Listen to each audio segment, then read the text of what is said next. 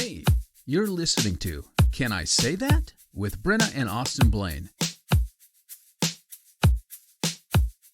Hey you guys, welcome back to the show. Today we are talking about when leaders fail. And chances are, if you grew up in the Christian church, you have probably witnessed either a pastor or some type of leader, maybe a small group leader, have to step down from their position as a leader because of a choice they made that disqualified them either from leadership at that current time or even from leadership overall in a church setting. And I believe whether you are someone who is on staff at a church who has had a fellow staff member have to step off, or maybe you are part of a congregation that has gone through that, the likelihood of you being able to process through what that looks like before it happens is pretty low. And yet our entire faith is centered around this belief that we as human beings are broken. We as human beings mess up. So I wanted to ask my friend Gerry about what is moral failure. What does that look like in the church? How do we describe it? How do we define it? If we are that person to mess up in that way, what is the best way to deal with that? How can we continue to be like Christ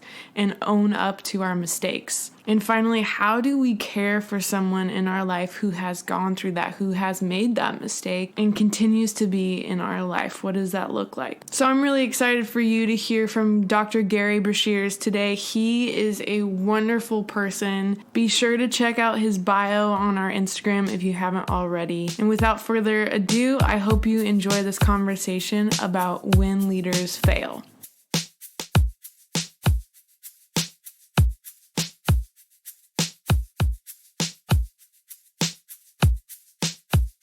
Gerry, thanks for being on the show.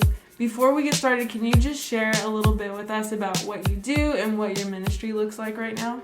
Well, what I get paid for is being professor of theology at Western Seminary, and I'm starting my 5th decade of doing that, if you can believe that. So it's been crazy how long I do. And then along with that, I do a lot of church consulting with troubled churches, a lot of pastors, and a lot of counseling with various kinds of people. And I'm a totally unapologetic Bible geek. So I'm on the board of Bible Project too and love that ministry. So today we're talking about when leaders fail. And a lot of the questions we'll be asking have to do with moral failure. But what exactly is moral failure? And is there a biblical lens through which we can look at this? Well, you just touched on my really hot buttons because in American, moral failure means having sex with a person who's not your wife or husband. And so you say a pastor is in moral failure, immediately he's in some sort of sexual compromise. Well, that's bad, but that's not the only moral failure. When I look at scripture, actually power abuse is at least as high as sexual abuse. And you've got information abuse, because we're as pastors, we're entrusted with all kinds of confidential information. We have to deal with that confidentially. So I've been an expert witness in clergy malpractice, and that's the most common suit is actually information abuse, violating confidentiality. And then there's always the issue of financial abuse. So moral abuse is all those kinds of things. In my judgment, I don't want moral to be just sexual, but in American, that's what it means. Puyo in American, let's go with biblical. Moral is much broader than just sexual, but not less than that, of course. In your experience in ministry, do you find it better to be completely explicit with a church congregation about the moral failure of a leader, or do you think there are times when not having full disclosure with the body is important? There are times when you can't tell the body what's going on. I've got specific stories behind all these things, but there are times when I have sexual abuse where it's a grooming and it's assault really. Rape, maybe not quite that high, but grooming by power abuse and that sort of stuff, you've got to protect the person who's been abused. You cannot be open and say, Pastor Joe actually abused Mary, because then Mary is drug out and she will just get ripped up. Why are you wearing such a low dress, or something? Because the victim gets hurt badly because there's this reaction to protect the pastor. I'm saying pastor here specifically. So yes, there are times when you cannot be explicit, but on the whole, I am absolutely committed to the more transparent you can be, the better, and preferably have it being said by the person who's actually the abuser and confess openly. That's the best way to do it. but rarely happens actually, unless you've got a real work of the Spirit. But you have to protect the innocent. You have to. So sometimes you just can't tell the whole story. In your experience, have most people who've dealt with moral failure or committed moral failure, do they usually just run the opposite way? Oh yeah, yeah. When they're caught, the easiest thing is just to move to Oklahoma. Again, I'm thinking of a particular example, a guy who was, really, really abusing stuff, and his was sexual abuse. He was actually groping people as he baptized them. Is that level of abuse. And when it finally broke out, and he literally moved to Oklahoma. Wow. And there it is. He's gone. It is interesting that thinking about transparency, I think my first reaction is, oh yeah, it needs to be out in the open. It needs to be talked about, not pushed under, especially because I think that's a common way that it would seem abuse continues, is that it gets swept under the rug. But my brain does not first think about the victim and the ramifications of bringing something to light like that. And I think that's a good point. Yeah. And in my consultation work, and when I've been an elder, because there have been abuse that's happened in my own church, you have to think about the victims and protect them. But more commonly, we end up protecting the abuser because we know that 1 Samuel 24, David doesn't kill Saul in the cave. Far be it me to touch the Lord's anointed. And that becomes an abusive verse very commonly. I cannot touch the Lord's anointed, meaning the pastor has special dispensation, and boy, is that wrong. That is absolutely wrong. The pastor is held to a higher level of accountability biblically than somebody who's just an ordinary congregant. A question I sometimes think about, I've never been in a situation where I've actually had to ask this to a pastor, but who would you say maybe primarily a senior pastor or someone in that position of power in a church is primarily accountable to? That depends on the structure of the church. In most churches that I work with, we're free churches, that is, we're not part of a denomination. So the authority you're accountable to are the elders of the church, whatever you call that board. And that's where in the consulting work that I do, a lot of times is helping elders understand the authority that they have and the responsibility that they have to deal with the pastor or whoever it is that's offending. And it takes a lot to get them up to do it because they just immediately recoil, oh my gosh, I don't want to be a judgment. And when that's your responsibility, is to hold people accountable for that. If you're in a denomination or an association, then you can go up the ladder to the district supervisor or the bishop, whatever you call them. And I think in most cases, it's a really good idea, even if it's a local church, to get a consultant, somebody like me, who's working as an independent consultant, to facilitate the process and be sure it's done well. And I've done that on a number of different occasions. On our Instagram, I was asking our audience about, have they experienced a leader in their life have moral failure or have to step down, and then how that made them feel. And it was pretty interesting how many people felt just deeply hurt, even though the abuse wasn't against them, they were still affected. So do you think there should be an attention and an added care to the congregation after a leader fails? Or is that is it on them to figure out how to get through that? I hope you can anticipate my answer. The leaders have an absolute moral obligation to care for the congregation. It's an absolute obligation. And as you say, the congregation may have no idea what's going on until it comes out in the front. And I think of an example that I worked with in my own church, and the abuse that was happening, almost nobody in the congregation knew it until the investigation happened, and when the church found out about it, just all the hurt. Oh my gosh, and there's a sense of failure. We didn't take care of our pastor or something like that, and we had to steer in and really have a lot of time pastoring the people through the betrayal. And I guess Christianity doesn't work after all, and those kind of things. You have to care for the congregation as well as the victim of the abuse and the leader who's done the abusing. And what does that look like? The best thing to do is to have people available, named people. I know this is really hard on you, you say from the front, and we'd love to talk to you. Here is different ways. Here's an email address you can do anonymously. You can come talk to any of us on the elder board, anybody on the staff during the week, if you want to just give them a call and say, hey, Jane, can we talk? Anybody, they may not be the ones that will be talking to you, but that'll be a first step. You've got to provide an easy on-ramp to help in these kinds of things. And then having some well-trained people available is really important. And that may be professionals outside of the church, counselors or mediators or something like that. I was talking to a pastor actually about this subject, and they said that they felt like there was always this pressure on them to not be able to talk about what they were struggling with for fear of failing or for fear of, appearing to maybe be mixed up in the wrong thing. So do you think there's an unnecessary pressure for leaders and pastors to hide their struggles for fear of judgment?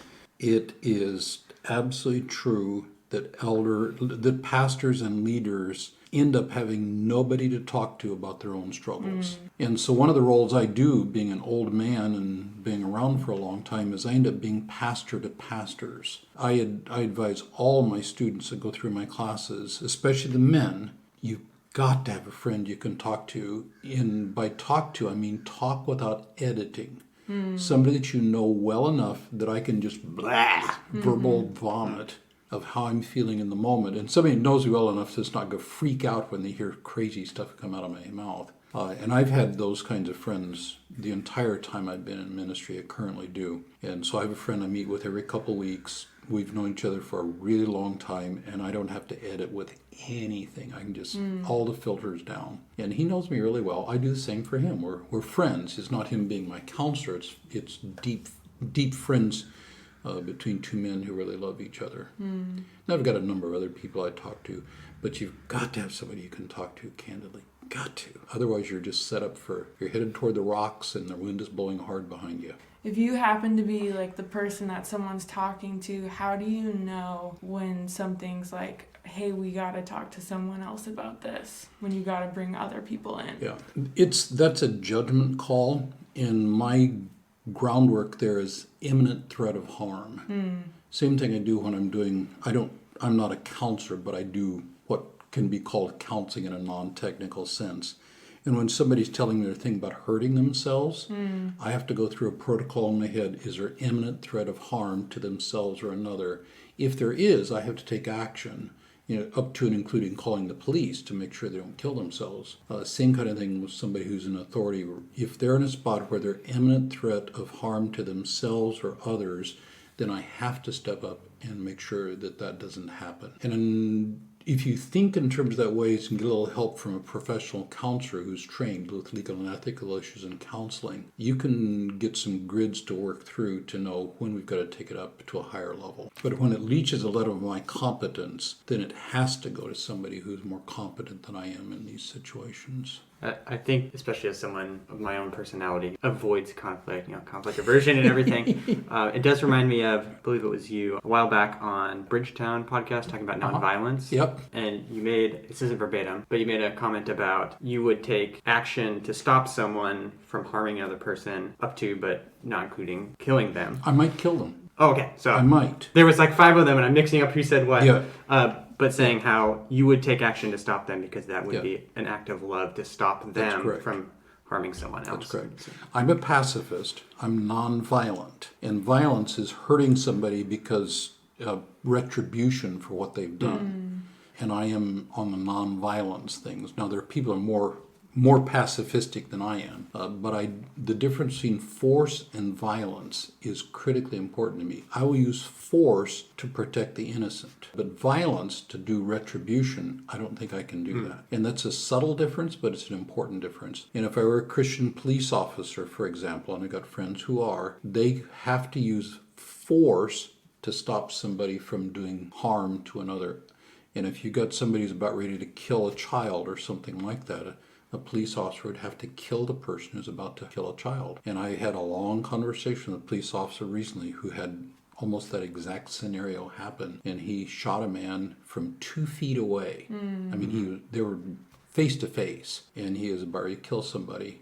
And my friend shot him and killed him. And I can't even imagine going through that. And it just traumatized my friend, the police officer. But he had to do it. I don't think that's violence, that's force. Now, that's an extreme situation. But in pastoral kinds of things, I have to do things to stop people from harming innocent people. And that could be up to him using physical force to stop it. I've never had to do that, but I could. I did have to keep one of my kids from killing his brother a while back, but that's no, not really.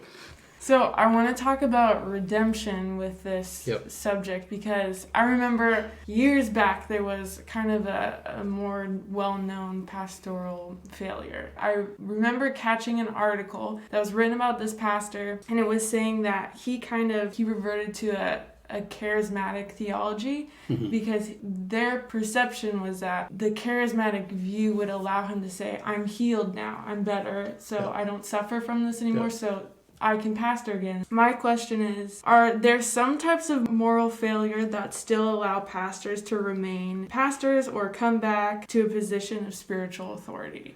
I will say unequivocally, yes, people can come back from severe moral failure back into a pastoral role. My example of that is Paul. He was killing people. Now, he's doing it as a non-Christian, to be sure, but a zealous Jew. I think if he'd have died, he'd gone to heaven. I think he's a saved Jew. But he is killing Christians because of his mistake, his wrong, that he didn't know that Jesus was the Messiah yet. And I can imagine Paul sitting in a congregation next to the mother of a man that he had killed and worshiping Jesus together. And then he stands up as an apostle to do his thing. So yes, that answer. The best example I have of this is Gordon MacDonald. He's a name that most people don't know now, but he was one of the most highly respected authors. He and his wife Gail. He was on staff at a couple different churches. He was at Grace Chapel back in Boston, which was one of the elite pulpits in those days. And he was there because he's a fabulous speaker and a real pastor and a good writer. And it was found he resigned that and went to be head of InterVarsity. And while he was in InterVarsity, the truth came out that he'd been in a long-term affair with another woman while he was pastor at Grace Chapel. Well, I mean, that ended it. I would just really, really angry at him because although I'd never met him, he was one of my heroes. And to have him do that, just, And I was at InterVarsity, the Urbana thing that they do each year. Those days, at the University of Illinois Champaign-Urbana, that's the name. Now it's in St. Louis. But every 3 years they have a missions gathering. And I was going as a faculty person, and he was in the faculty track as a speaker. And I said, no way I'm going to go listen to that man. No way I'm going to go listen to that man. And God said, I think you should go listen to that man. I said, God, no! He said, So I went and listened to him. I sat in the very back row, which is not like me, so I could get out because I knew he was going to make me mad and I was going to get out of there. And what I heard was redemption. Instead of saying, I learned so much about grace by my failure, it was, I hurt people. What I did was absolute sin, no excuses. I was completely wrong. Wow, I said. And I mean, the way he said it, it was real. He ended up going into the pastorate in New York. He was asked to do it. And I knew people were on his spiritual care team. And then he went back to Grace Chapel. Wow. The church he had been in, they asked him to come back as an act of redemption. And his inaugural sermon was to the people of Grace Chapel. I know that me coming back here, which I did not seek, and I very reluctantly accepted the invitation, I know some of you will be hurt by my coming back, and I just want to tell you, I'm so sorry that I hurt you again. If there's anything I could do, I'd love to do it, please. But know that I'm not here to hurt you, and by God's grace. I mean, it was that kind of thing. And he ended up doing a D-Min class for us twice at Western. Wow. First time I was there, I was in the faculty lounge. We sat down and I said, hey, could I ask you a couple questions? He said, go for it. And I laid it out.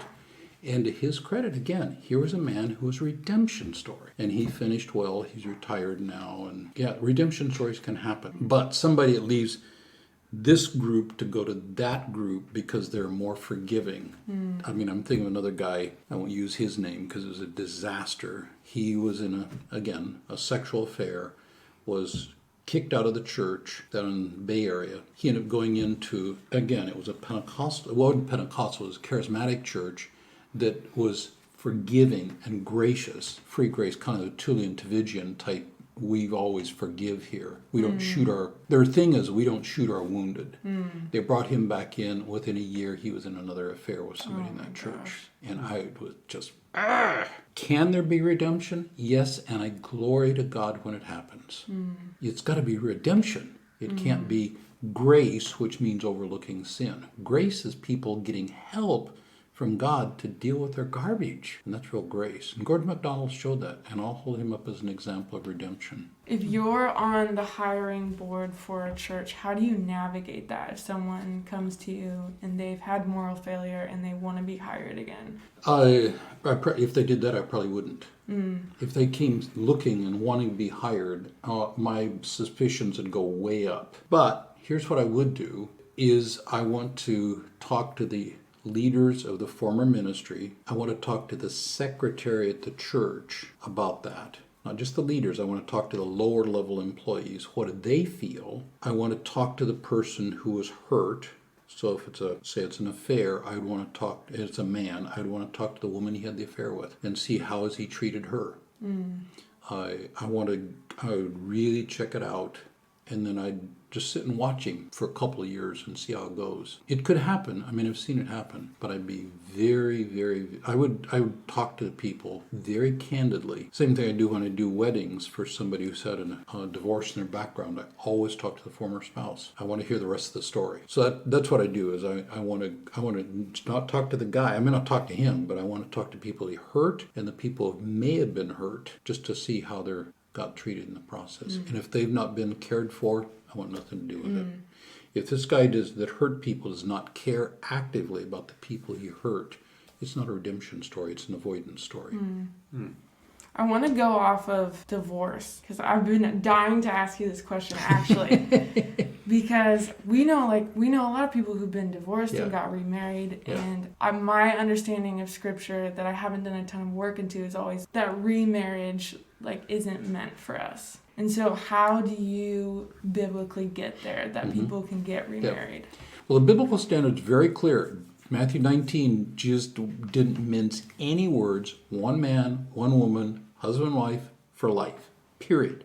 Any violation for that is sin. I mean, it's absolutely clear. So the first thing I want to hear is somebody who's had a divorce is, what's their attitude? And if they're blaming the other person for being a blankety blank, we're done, because you're not taking ownership for your stuff. There's got to be an admission this is sin, and I had a part in it. I don't think divorce is the unforgivable sin, but it's always a product of sin. So, and I'm thinking of an example recently, I just was texting with her this morning. There's a woman who was thrown to the curb by her husband. She ended up meeting a man he had gone into an affair when he was married to his first wife, and they started making eyes at each other and asked me to do this.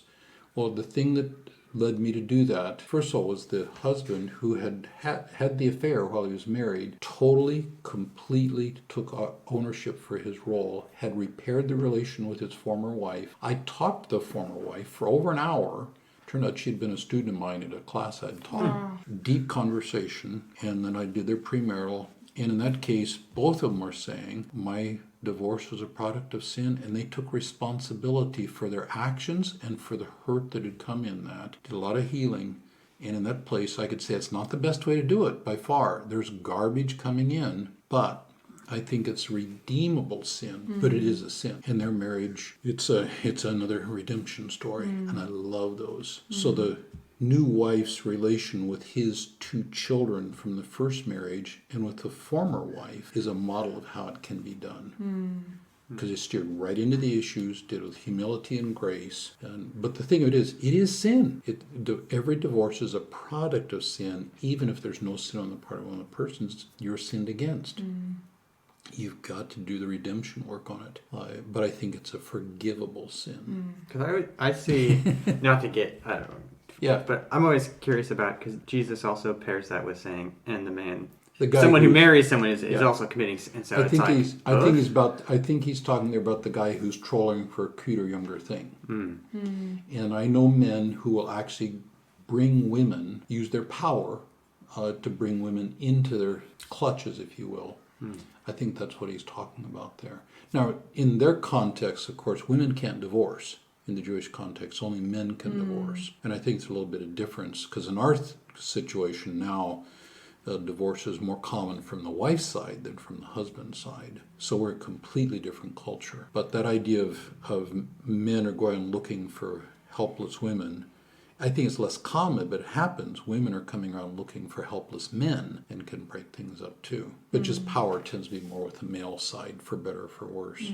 The last time you and I talked, I asked you about doing this podcast, and you had brought up the topic of suicide, which I never really considered to be, moral failure. But there has been an increase in pastors who have committed suicide. And because of that, people are starting to wonder if those who seriously struggle with mental illness and depression should hold a position of leadership within the church. So what are your thoughts on that? I absolutely believe that people with mental illness can be effective pastors in the church if they're transparent about it and if they know the impact it has on them. But the responsibility of leadership can be quickly compromised by all kinds of different things. So somebody who really struggles with anxiety, they probably shouldn't be in pastoral leadership. If you got an anxiety disorder, the stress of being a pastor, by pastor I mean a professional church leader, it's a heavy stress job, and it's going to just make it worse. So that's a case where I think a lot of people with anxiety disorders and such probably shouldn't be pastors. And if you get into that space, you've got to get help. So a pastor in our church, he's very public about it, Jim Hislop, he's just a hero of mine. He was struggling with major depression while he was lead pastor at our church. He was very open with the congregation. I really struggle with this stuff. He got a lot of help around. He's getting professional help. He's taking medication. And it had been stuff he'd struggled with before. And we stood with him. And actually, he is a pretty effective pastor during that time because he was showing us how to live in a hard time. And so he went through the bout with us, and we went through it with him. Now, he wasn't suicidal. I think there's a spot where you need to step up and say, I'm just not qualified to do this, and step down. I've helped several pastors have the courage to do that because they feel like they're letting God down when they resign the pastorate. But that's a judgment call. At what point the anxiety or whatever it is begins to compromise your leadership abilities to the point you need to step out of that. But you need to get some help to see it, because I can't see it myself. And my spouse isn't the right person to say it either. It's a too complicated a relationship. It has to be a friend or a professional counselor who can say, I think you take a leave of absence or a long sabbatical or something.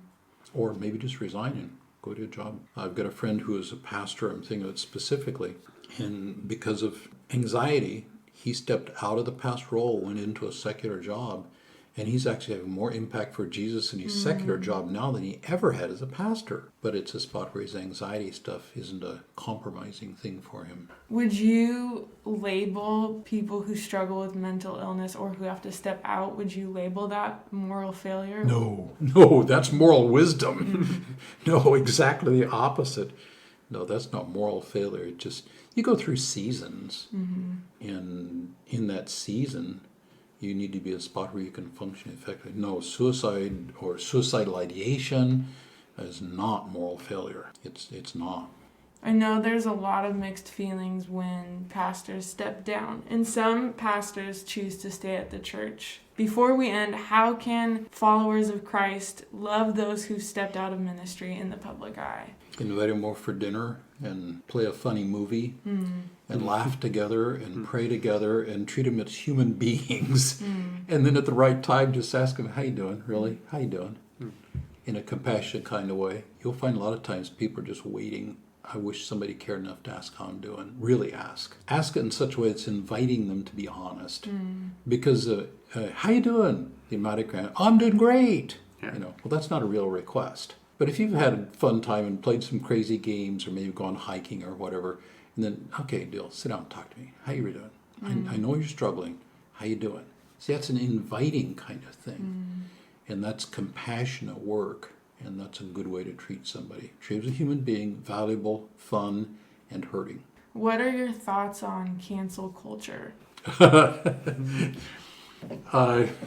Cancel culture is one of those terms that, well, Mike, I just hate it, frankly. The cancel, when you use the term cancel culture, we tend to think of what happened to J.K. Rowling, because she took a position where she was accused of being transphobic because she said, as a fully involved pro-lesbian LGBTQ plus all that, she said, actually, a woman is somebody who is socializes a woman and somebody who socializes a man who says, no, I'm a woman, isn't. They're not in the same way. And man, well, you can't cancel J.K. Rowling, but they tried. See, that's the left side.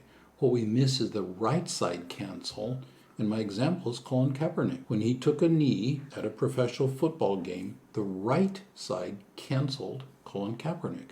Now, I know it's a lot more complicated than that, but we tend not to recognize the right side of the political spectrum do the same thing. They just don't want to cancel.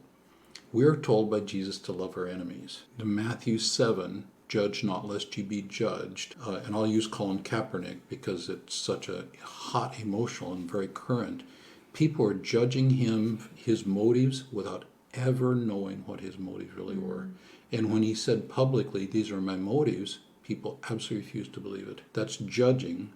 And Jesus says very clear, don't do that. So the cancel culture to me is completely non-Christian. If I'm not involved in it, I should just, not my business. If I am involved in it, then I need to go talk to them. If somebody's wrong, then I don't cancel them.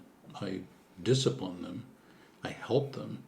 But that cancel means you are not a person. I don't care what's right or left. That is absolutely not Christian. I say it with deep passion because I watch it happen all the time. Somebody comes up and makes the racism that's so hot right now, makes a certain statement about racism, and they get immediately, you are not a person because of the position you take. And that could be anywhere in the spectrum. That's just not the way it is. Differ, yes.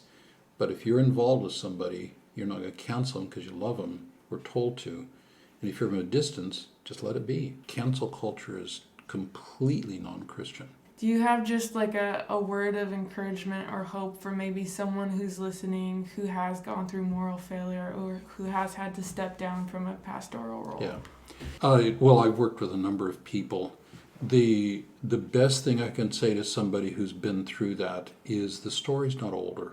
The story is not over. Jesus specializes in healing and redemption. But the first step is you've got to confess, you've got to talk about it, you've got to be open, and when you're being protective and defensive, which I get, that's not the way to redemption. You've got to find safe people who will call you on your garbage. They're not coddling you, but they're also not canceling you, and you've got to deal with it. Jesus specializes in redemption. I'll use a public story.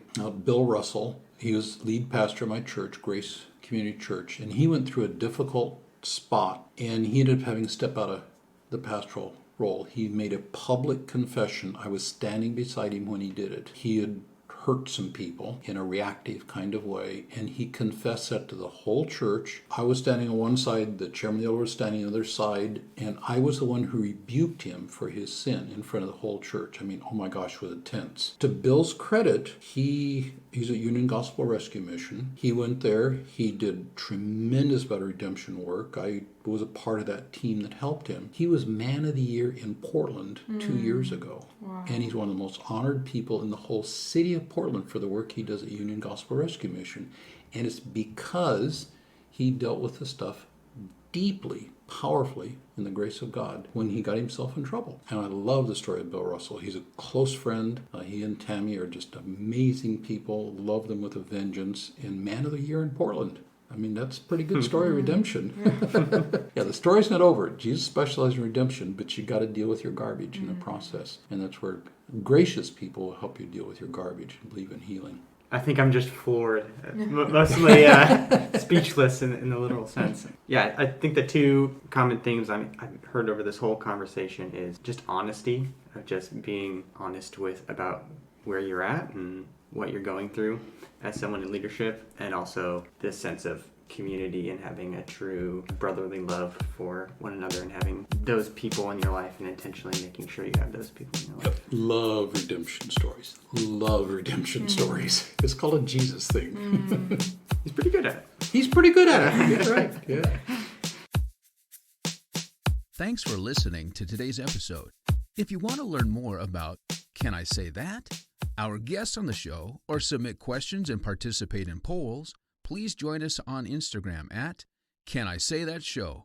We love interacting with our audience and hearing how this show has affected, changed, and challenged you in your own walk. So please join us.